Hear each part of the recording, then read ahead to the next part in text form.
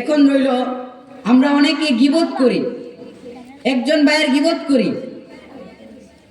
গীবত বলা হয় একজন মুসলমানের দুষ্টুটিকে তার অনুপস্থিতি অবস্থায় এটাকে বয়ান করা। সাহাবায়ে কেরাম বললেন, ইয়া রাসূলুল্লাহ, ওই ব্যক্তি যে দুষ্ট করেছে এটা যদি না হয়, এটা যদি মিথ্যা হয়, তখন আল্লাহ রাসূল বললেন তখন এটা হবে তারপর মিথ্যা অপবাদ, এটা আরো বড় গুনাহ। বলুন নাউজুবিল্লাহ।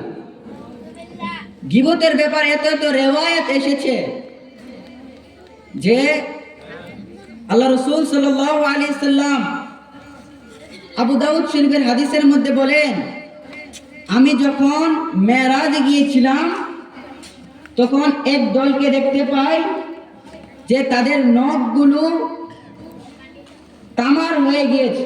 কি হয়ে গিয়েছে? কথা বলেন না, কি হয়ে গিয়েছে? তামার নখ হয়ে গিয়েছে। তখন তারা তাদের এই নখ দ্বারা তাদের গাল, তাদের বুককে আশ্রাচ্ছেন, আশ্রিয়ে মাংস বের করে ফেলছেন, রক্ত বের হচ্ছে। তখন আমার রাসূল সাল্লাল্লাহু আলাইহি সাল্লাম জিজ্ঞেস করলেন, হে জিবরাইল, এরা কারা? তখন জিবরাইল আলাইহিস সালাম বলতে লাগলেন, ইয়া রাসূলুল্লাহ, এরা হচ্ছে আপনার উম্মতদের মধ্যে ওই ব্যক্তি যারা কিনা দুনিয়ায় থাকতে এক ভাই আরেকজনের গীবত করেছে। বলুন নাউজুবিল্লাহ। তো এবার দেখলেন তো গীবতের কত বড় ইয়ে এসেছে। এবং অপর হাদিসে আরো আমি যদি আপনাদেরকে হাদিস বলতে চাই যে আল্লাহ রাসূল বলেন, গীবতকারীরা কিয়ামতের দিন তাদেরকে তাদের মাংস, নিজের পাঁজরের মাংস খেতে দেওয়া হবে। বলুন নাউজুবিল্লাহ। দুনিয়ায় থাকতে তার আপন ভাইয়ের গোশত, কাঁচা গোশত তাকে খাওয়ানো হয়, যে ব্যক্তি গীবত করেছে। একটা হাদিস আম্মা জান আয়েশা সিদ্দিকা রাদিয়াল্লাহু তাআলা থেকে বর্ণিত। আম্মা জান আয়েশাকে একজন প্রশ্ন করলেন, হে উম্মুল মুমিনিন, গীবত কাহাকে বলে? গীবত সম্পর্কে কি? গীবত সম্পর্কে আমি জানতে চাই।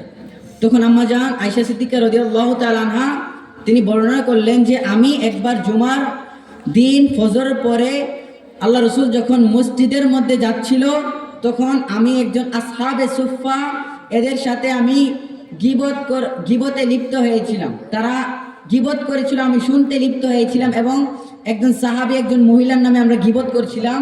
তখন ওই আল্লাহ রাসূল সাল্লাল্লাহু আলাইহি সাল্লাম যখন নামাজ পড়ে এসে আমাদেরকে অট্ট হাসিতে পাইলেন, এবং আল্লাহ রাসূল বললেন, তোমাদের আল্লাহ রাসূল সাল্লাল্লাহু আলাইহি সাল্লামের শরীরের রুমাল দ্বারা নাককে ঢেকে নিলেন। নাককে ঢেকে নেওয়ার পরে তারা জিজ্ঞেস করলো, ইয়া রাসূলুল্লাহ, আপনি নাককে কেন ঢেকে নিয়েছেন?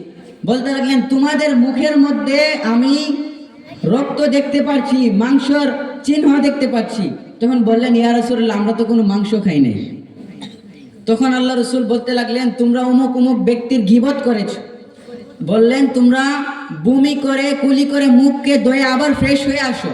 তখন আম্মা জান আয়েশা সিদ্দিকা বললেন, আমি যখন বমি করেছি আমার মুখ থেকে মাংসের আস্তা একটা গোশতের টুকরা পড়ে গিয়েছে। শুনে ফেললাম আমরা গীবত সম্পর্কে। এই গীবত যখন আপনি করবেন, আপনি একটু চিন্তা করেন, সাধারণ জ্ঞানে আপনি একটু চিন্তা করেন, আপনি কিয়ামতের দিন আপনাকে মানুষের মাংস, আপনার নিজের কাঁচা মাংস খেতে দেওয়া হবে।